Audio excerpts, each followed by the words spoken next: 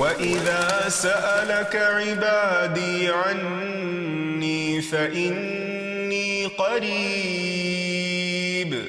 أُجِيبُ دَعْوَةَ الدَّاعِ إِذَا دَعَانِ.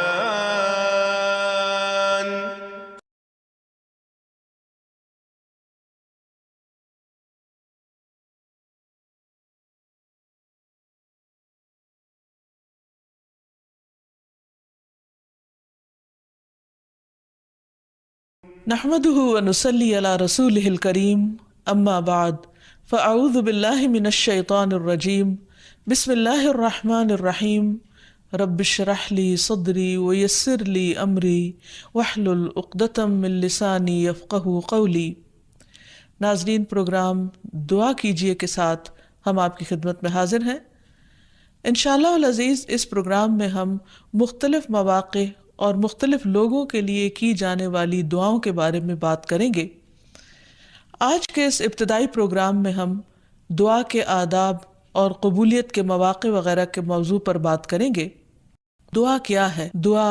بندے کی اپنے رب سے التجا ہے، فریاد ہے، اس بات کا اظہار ہے کہ اے رب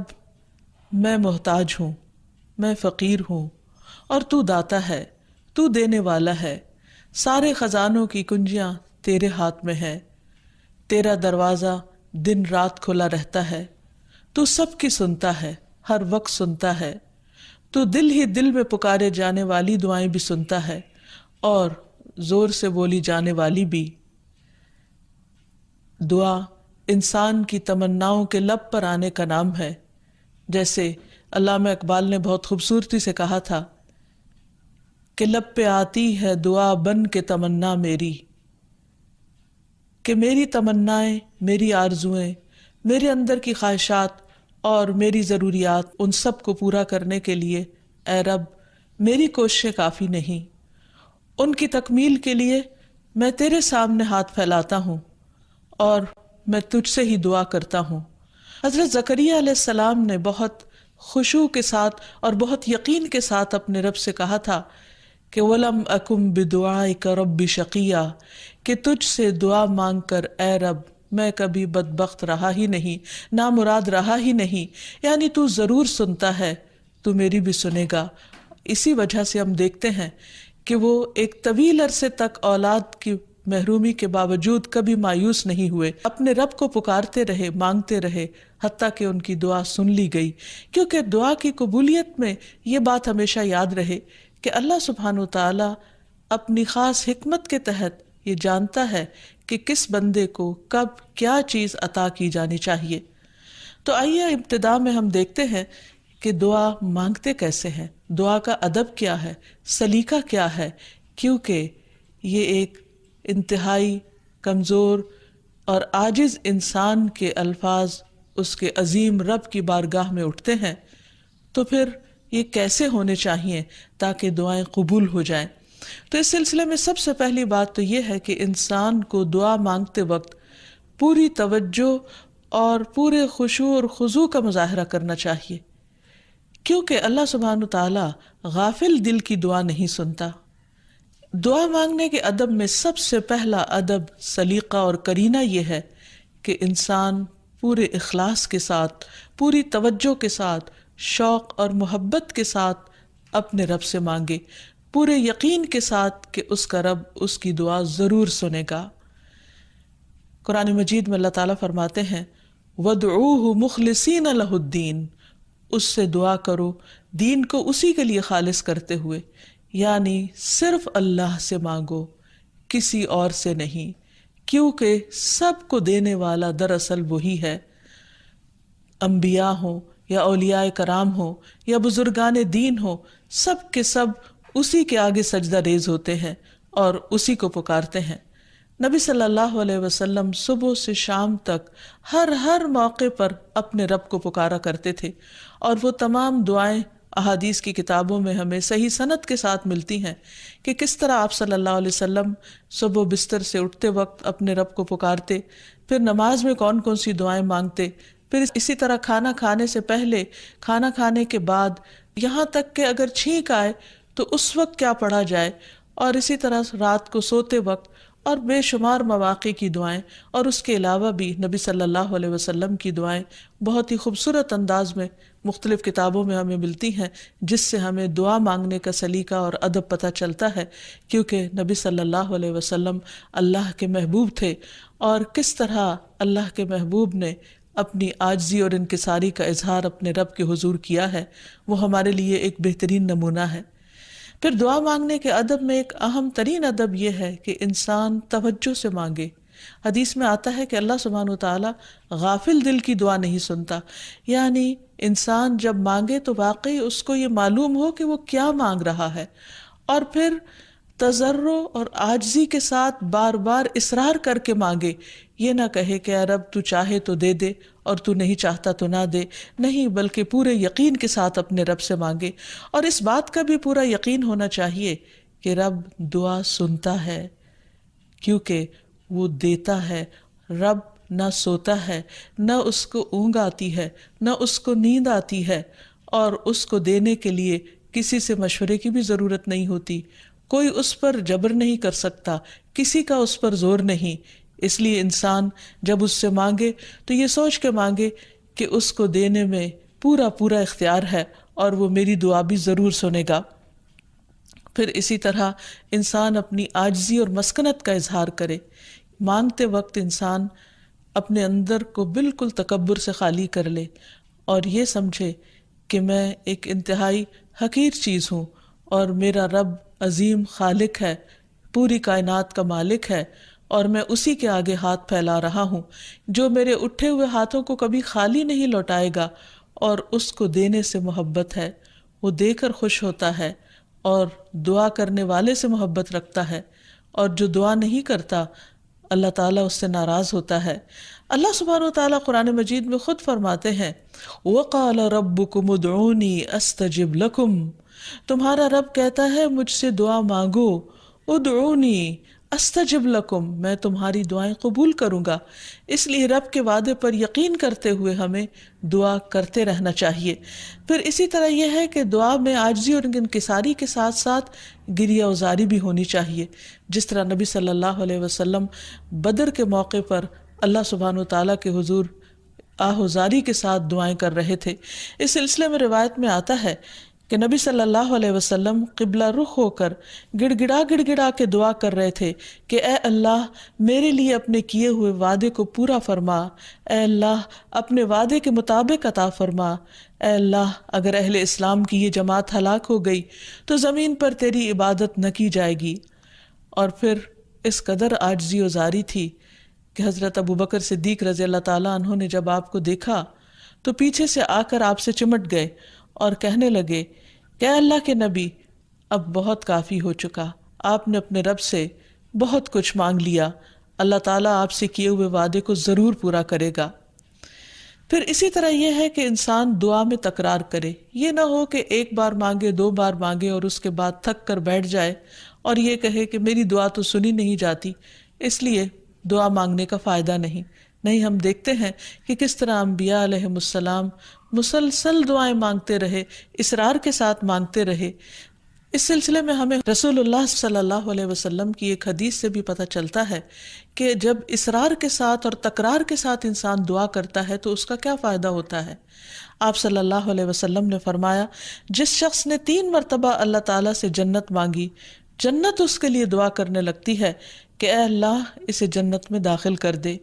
اور جو شخص 3 مرتبہ دوزخ سے پناہ مانگے تو دوزخ اس کے لیے دعا کرنے لگتی ہے کہ یا رب اس شخص کو دوزخ سے پناہ دے۔ پھر اسی طرح یہ ہے کہ انسان کو چاہیے کہ انسان مانگنے کے انداز میں ہاتھ اٹھا کر اللہ تعالیٰ سے مانگے، کیونکہ اللہ سبحانہ وتعالیٰ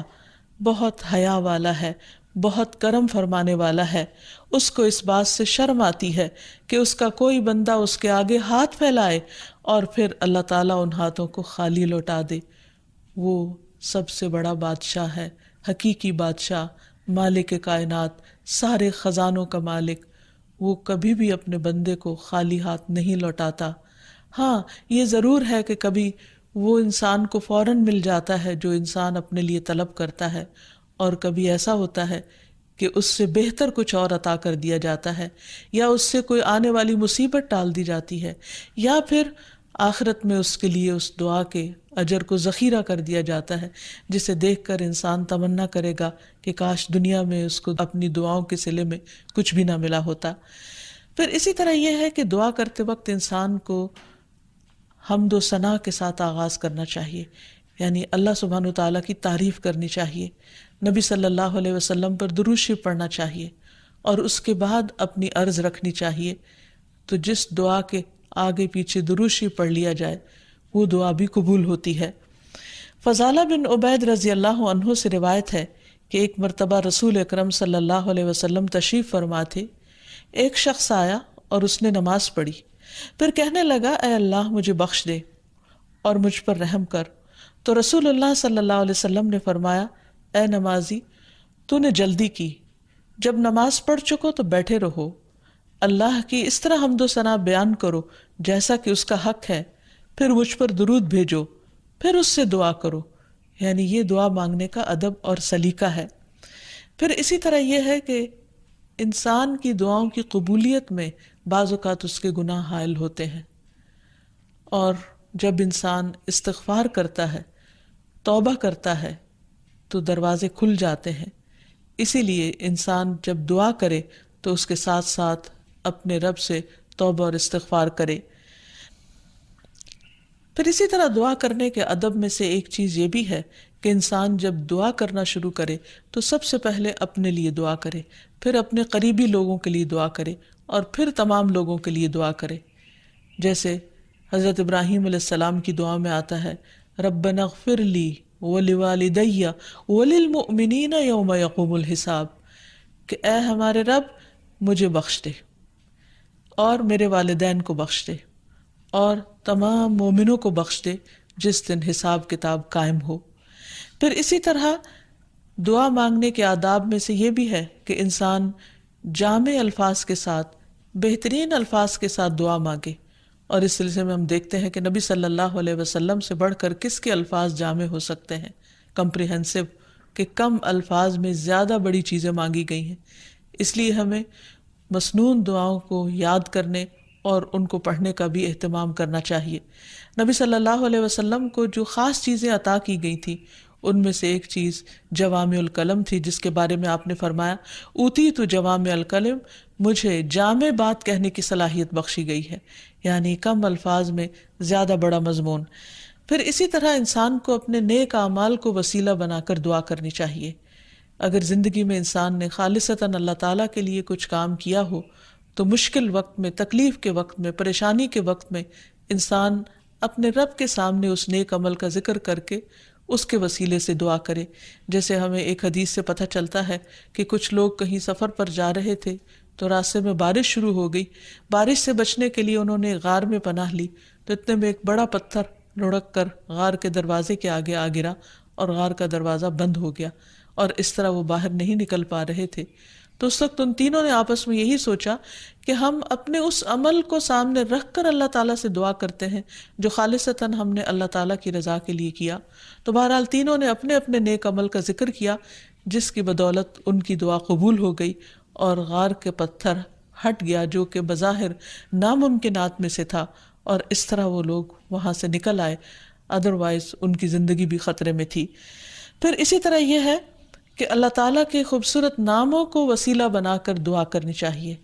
قرآن مجید میں آتا ہے وَلِلَّهِ الْأَسْمَاءُ الْحُسْنَى فَادْعُوهُ بِهَا، اور اللہ کے لیے ہیں اچھے اچھے نام، بس اسے پکارو ان ناموں کے ذریعے، یعنی ان کے وسیلے سے۔ تو اللہ سبحانہ وتعالیٰ کے نام مختلف دعاؤں کے آخر میں بھی آتے ہیں، اور اس کے علاوہ اللہ تعالیٰ کے ان سارے ناموں کو پڑھ کر بھی دعا کی جا سکتی ہے، یا پھر کسی خاص نام کے ساتھ بھی اس کو پکارا جا سکتا ہے۔ جیسے عموماً ہم یا اللہ تو کہتے ہی ہیں، یا پھر یا رب، یا رحمان، یا رحیم، یا کریم،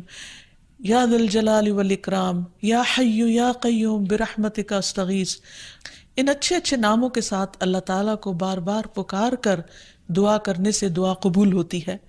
پھر اسی طرح اگر کوئی شخص باوضو دعا کرتا ہے تو اس کی دعا بھی قبول ہوتی ہے۔ اس سلسلے میں ہم دیکھتے ہیں ابو عامر رضی اللہ عنہ جب شہید ہوئے تو ابو موسیٰ اشعری رضی اللہ عنہ نے آ کر نبی صلی اللہ علیہ وسلم کو اس کی خبر دی، اور کہا کہ ابو عامر نے کہا تھا کہ آپ صلی اللہ علیہ وسلم سے کہنا کہ میرے لیے استغفار کریں۔ آپ نے پانی طلب فرمایا، وضو کیا، پھر ہاتھ اٹھا کر دعا کی، اے اللہ عبید ابو عامر کی مغفرت فرما۔ پھر اسی طرح دعا کی قبولیت کے آداب میں سے ایک ادب یہ بھی ہے کہ انسان حلال رزق کا اہتمام کرے۔ نبی اکرم صلی اللہ علیہ وسلم نے ایک شخص کا ذکر کیا کہ وہ طویل سفر کرتا ہے، پریشان حال ہے اور خاک آلود ہے اس کے بال اور اس کا لباس، اور وہ بہت تھکا ہوا ہے اور اپنے ہاتھ آسمان کی طرف اٹھا کر کہتا ہے یا رب یا رب، لیکن اس کی دعا کہاں سے قبول کی جائے؟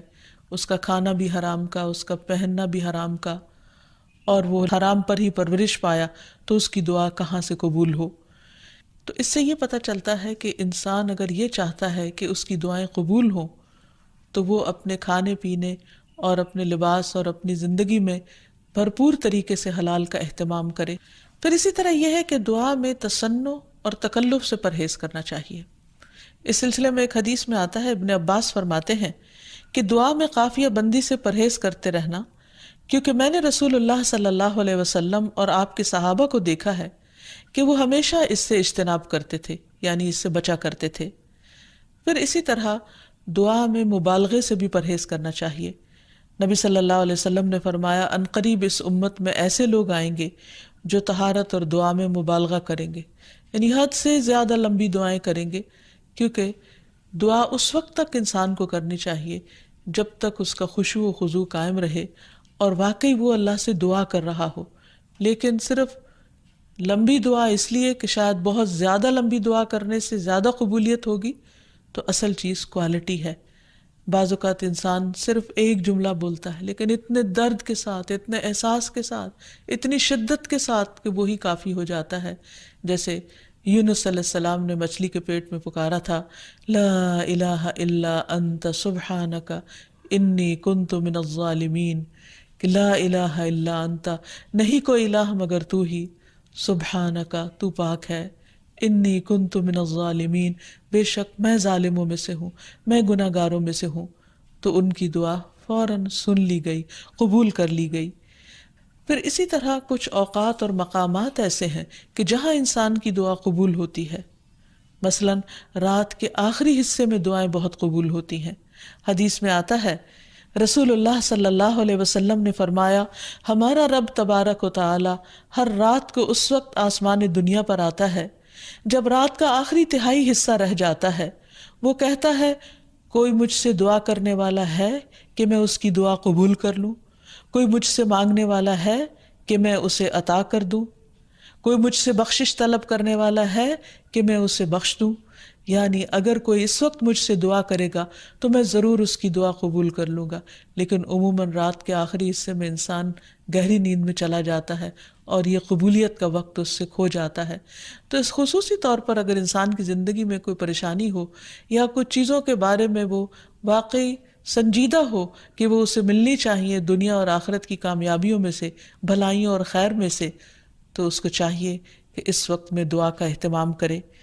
نبی صلی اللہ علیہ وسلم نے یہ بھی فرمایا کہ تمام اوقات سے زیادہ بندہ پچھلی رات میں اپنے رب کے قریب ہوتا ہے، پس اگر تم سے ہو سکے تو تم اس گھڑی میں اللہ کو یاد کرنے والوں میں سے بن جاؤ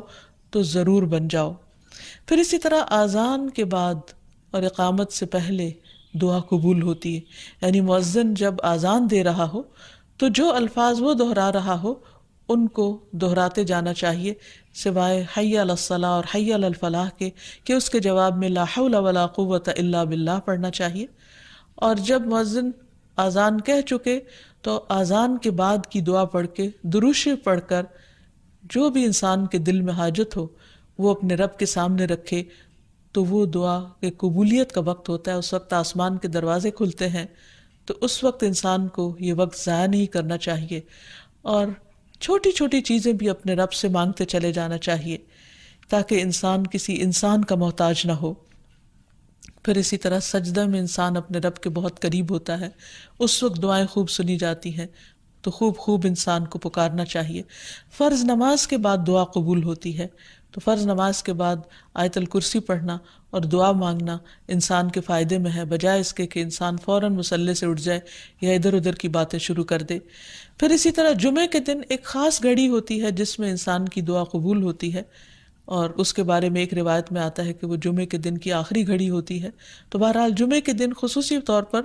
دعاؤں کے مانگنے کا اہتمام کرنا چاہیے۔ پھر اسی طرح ماہ رمضان میں ہر دن اور رات میں ایک گھڑی ایسی ہوتی ہے کہ جس میں دعا قبول ہوتی ہے، اس وقت بھی زیادہ سے زیادہ دعائیں مانگنی چاہیے۔ عرفہ کے دن اللہ سبحانہ وتعالیٰ سب سے زیادہ لوگوں کو جہنم کی آگ سے آزاد کرتا ہے، تو اس دن وہاں کے لوگ جو حج پر گئے ہیں وہ تو دعائیں مانگتے ہی ہیں، اور جو لوگ نہیں بھی جا سکے وہ بھی اس دن کی برکت سے فائدہ اٹھاتے ہوئے خوب خوب دعائیں کریں۔ پھر اسی طرح بارش ہوتے وقت بھی دعا قبول ہوتی ہے، پھر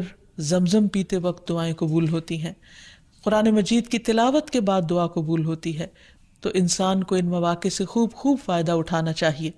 پھر اسی طرح مریض اور میت کے پاس جو دعائیں کی جاتی ہیں وہ بھی قبول ہوتی ہیں۔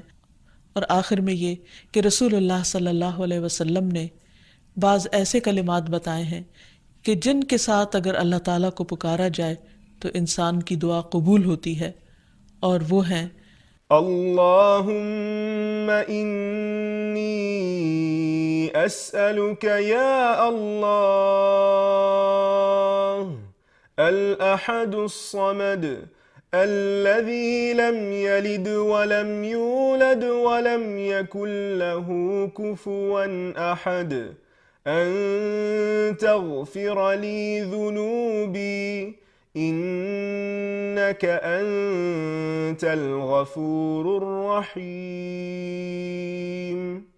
اے اللہ، بے شک میں تجھ سے سوال کرتا ہوں، اے اللہ جو اکیلا ہے، بے نیاز ہے، ایسی ذات ہے جس نے کسی کو جنم نہیں دیا اور نہ ہی وہ جنم دیا گیا اور نہ ہی اس کا کوئی ہمسر ہے، یہ کہ تو میرے لیے میرے گناہوں کو بخش دے، بے شک تو بہت بخشنے والا نہایت مہربان ہے۔ تو نبی صلی اللہ علیہ وسلم نے اس شخص کے بارے میں جو یہ دعا پڑھ رہا تھا، آپ نے 3 بار فرمایا کہ اس کو بخش دیا گیا، اس کو بخش دیا گیا، اس کو بخش دیا گیا، کیونکہ اس نے اللہ سبحانہ وتعالیٰ کی ان صفات کے ساتھ، ان ناموں کے ساتھ اللہ تعالیٰ سے دعا کی تھی۔ تو اللہ تعالیٰ سے دعا ہے کہ وہ ہماری دعاؤں کو بھی سن لے اور ہمیں قبولیت کے اوقات سے بھرپور فائدہ اٹھانے کی توفیق دے اور ہمیں دعائیں مانگنے کے آداب سکھا دے۔ وآخر دعوانا ان الحمد للہ رب العالمین۔ السلام علیکم ورحمۃ اللہ وبرکاتہ۔ ولم أكن بدعائك رب شقيا۔